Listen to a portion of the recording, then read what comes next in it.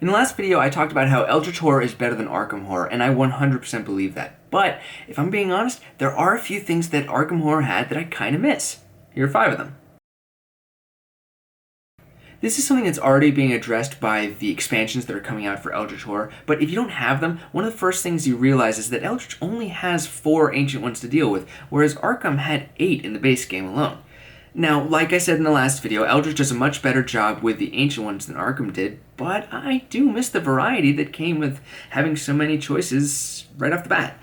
But that's honestly just why I recommend getting at least one of the small box expansions for Eldritch. I mean, I have Forsaken Lore, and it's fantastic. Although I've played it a few times and I still haven't beaten Yig, so...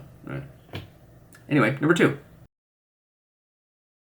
In Arkham Horror, there was a mechanic called the Horror Track, which represented how much the citizens of Arkham were getting freaked out by all the monsters and portals and that were popping up all around them. It's something that fit in with the theme of that game very well, and I don't think it would have made as much sense in Eldritch, which is probably why they didn't include it. The thing is, the Horror Track amps up the tension so much because there are very specific penalties for what happens when it gets too high.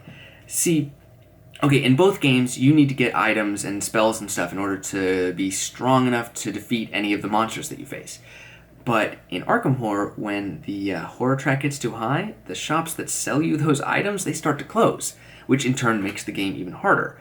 While it wasn't perfect, it did help players visualize how much time they had left to focus on getting stronger versus progressing through the game, and Eldritch doesn't really have that. In Arkham Horror, you needed to have clues in order to permanently seal the gates after either punching or thinking them closed. Now, the game didn't exactly spell this out, but I always understood the clues as being mystic secrets that you've learned which allow you to perform the rituals that are necessary to seal the gate. In Eldritch, it's a lot less clear what these clues represent. I mean, you still use them to close gates, sometimes, but then sometimes you don't, and then sometimes they're used for mysteries, but often they just act as some sort of generic currency as opposed to being a fully fledged part of the world. I mean, clues were a big part of Arkham, and I get why they were brought over. I just wish they were a little more fleshed out this time around. Eldritch is a better game. I can't stress that enough, but here's the thing. Arkham was scarier. Okay, so both games give you a main goal and a lot of things you can do, but not enough time to do them all. In Eldritch, you have a lot of freedom to choose what path you want to take, whereas Arkham kind of just shoved you into an alley and said, did you want to do this easy way or the hard way, knowing full well it's going to sock you in the stomach no matter what. And nowhere is this dichotomy clearer than in the two games' monsters. In Eldritch, I mean, sure, a lot of the monsters are tough, but whenever you face them, it's on your own terms. Most of the time. I mean, you'll have prepared for it, and you probably think you're going to survive. Or if you can't survive, you can just avoid it. They're not going anywhere. But in Arkham, most of the monsters were not stationary. Some of them would come after you, some of them would move very quickly, and some of them could attack you no matter where you were. If you wanted to get past it, you needed to sneak by it, and if you failed, you were stuck there, forced to fight it until you either escaped or one of you died. And don't get me wrong, these systems were broken, but oh my god, did they put the fear of these monsters in you.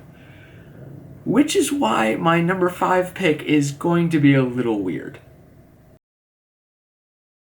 For being such a stressful game, Arkham Horror had one of the silliest mechanics I've ever encountered. See, anytime you killed a monster or closed a gate, you got to keep that token. And then certain locations on the map would give you money or clues, or in the case of the police station, would make you the deputy, which came with a gun and a car and a stipend.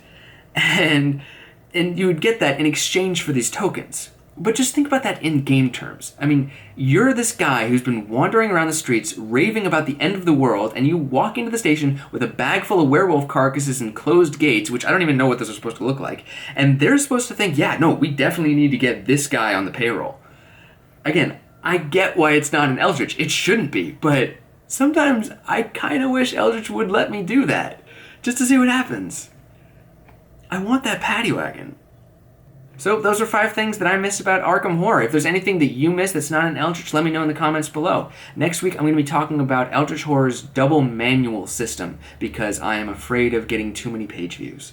In the meantime, social media, blah, blah, blah, all the links, whatever. Bye!